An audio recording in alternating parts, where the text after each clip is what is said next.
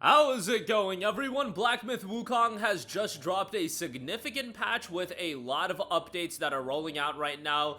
Version 1.0.20.21756, the patch notes are live and I'll take you guys through that. Also, we had the release of a little game called Battlefield 6 last week and the game is doing incredibly well. We'll talk that at the end of this video, but one of 2024's biggest titles and a game that some people think should have won Game of the Year has gotten a brand new patch in Black Myth Wukong. What to know before patch installation: due to the platform updates mechanism, your computer will need to reserve a certain amount of free disk space. This is also on PlayStation 5 for temporary storage of the update.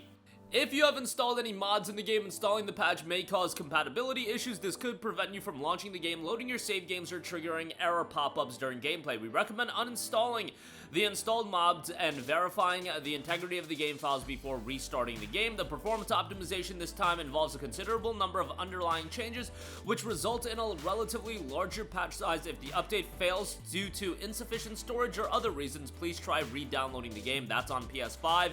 If you encounter unusually large update sizes during the patch installation, or if the game gets stuck, crashes, or fails to start after installation, there is an installation and patch FAQ on the official website. This update may require shader recompilation. If you experience crashes during shader compilation, please try restarting the game until the compilation is complete, or skip shader compilation. For more details, please refer to the game graphics FAQ.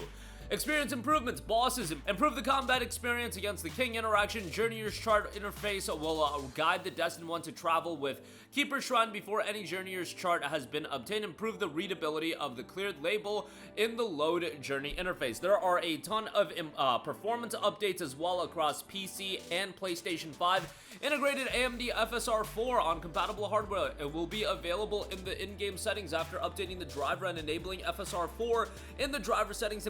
Improved compatible mode. Now with compatible mode enabled, ray tracing, frame generation, and some super resolution functions will be temporarily disabled to help players avoid game launch failures caused by driver hardware or system abnormalities.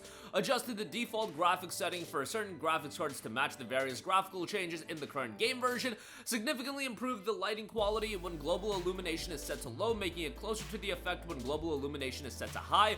Adjusted performance mode back to 60 Hz, reducing input latency and achieving higher resolution than before. However, the lighting quality level has been adjusted to enhance performance. The original performance mode is still retained and renamed Performance Mode Legacy on PlayStation 5, so that'll still be available. Improve the game's loading speed on PS5, improve the clarity of certain textures on PS5, improve CPU and rendering performance in numerous scenarios, improved memory usage in numerous scenarios, and improve the quality of motion blur to mitigate the aliasing issues that occur when the camera pans. Also, as far as localization changes, added language support for Czech, and then bug fixes. There are a ton of bug fixes as well. Fixed an issue where the Yogai Chief became undefeatable under certain conditions. Fixed an issue where the Iron Ball failed to display properly during the battle against the Yogai Chief. And then performance fixed several issues causing the screen ghosting and edge flickering on PlayStation 5, and then some PC fixes as well. Fixed an issue where XeSS 2.0 failed to enable frame gen on some displays.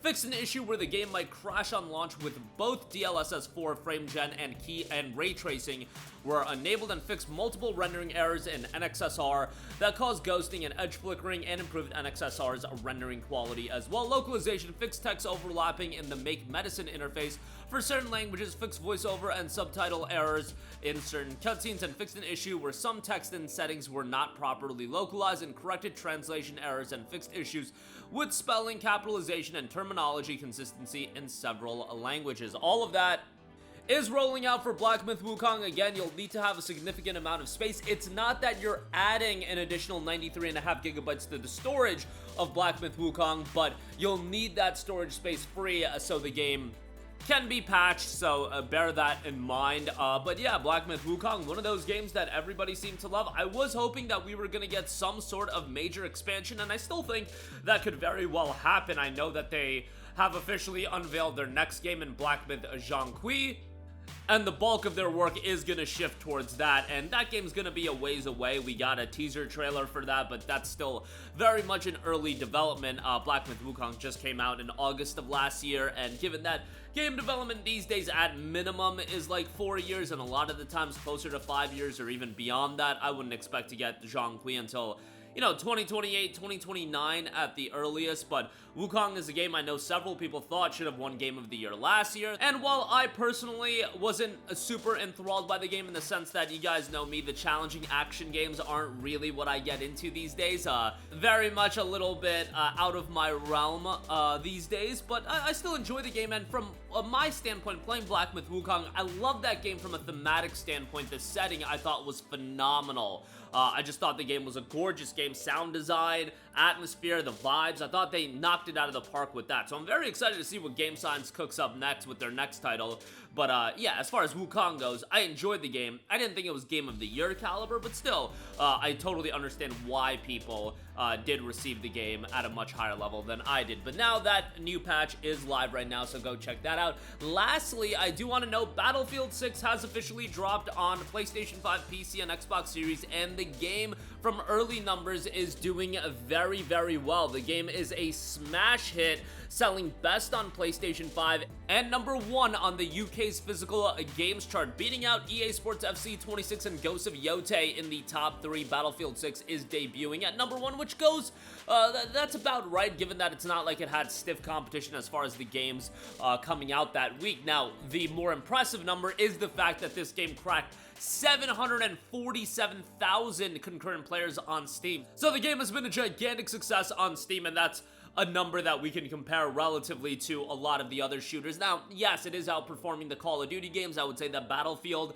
is the type of game that is going to resonate more so with the PC players than Call of Duty, whereas Call of Duty is a juggernaut on consoles. But we'll see how Call of Duty Black Ops 7 turns out. Black Ops 7 very much a middling Call of Duty release in the sense that I feel like there isn't that much excitement relative to other Call of Duty games. Is Black Ops 7 still going to be gargantuan? Yes, Call of Duty is every year, but if any year Battlefield was going to beat out Call of Duty, this would be that year. There is a little bit of fatigue with the yearly Call of Duty releases. Battlefield has been MIA for so long, and Battlefield 6 is a game that's being received really, really well, albeit, you know, there have been also issues reported, but a lot of that stems from, you know, technical issues and things of that nature. But hopefully they iron things out and it just gets better and better. We need more compelling competitive multiplayer shooters on the market, and Battlefield can certainly be one in that market. And Call of Duty needs some sort of contender, some sort of challenge. I'm not saying it's going to dethrone Call of Duty. I think Call of Duty at this point is just too big, but you need other players in the market that are doing well, and Battlefield being a consistent fixture, I think, is a good thing for everyone. So that'll do it for me. Again, Black Myth Wukong getting a major patch with the latest update, a lot of technical fixes and graphical fixes on that. Battlefield 6 doing incredibly well, a smash hit as far as early numbers are concerned. That's going to do it for me. Let me know all of your thoughts in the comment section down below. Sound off there. Thank you for watching, and goodbye. Hey guys, we hope you enjoyed the video, and if you did, make sure to hit the subscribe button, and if you're already subscribed, do us a favor and hit the bell icon. This way you'll be notified whenever we post a new video. That's the best way to keep up with all of our uploads, and we usually try to upload 2 videos a day. And with the bell icon hit, you'll be notified whenever we do upload a video. As always, thanks for watching.